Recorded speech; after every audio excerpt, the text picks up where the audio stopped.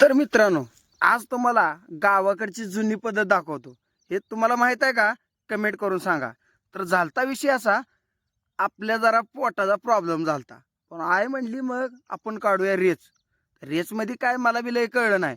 पण आईनं गोळा केलं तर बरं सामान. म्हशीचं शेण, विस्तव, गोड तेल, हरभऱ्याची डाळ असं बरंच काय काय केलं. मग म्हणलं चला, जुनी परंपरा आहे आपल्या प्रेक्षकांना पण दाखवूया.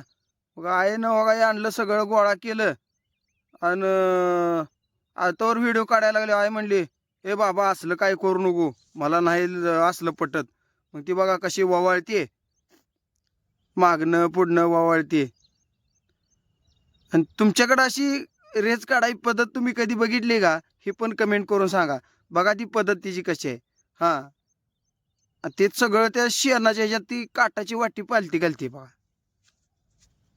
आणि त्याचा कसा विषय असतो, ती रेस जर असेल तर ती वाटी त्या ताटाच्या ह्याच्याबरोबर अशी चिटकून राहते.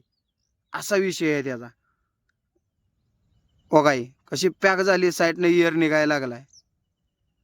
तुमच्याकडे पण अशी पद्धत आहे का? तुम्ही कधी बघितली आहे? कमेंट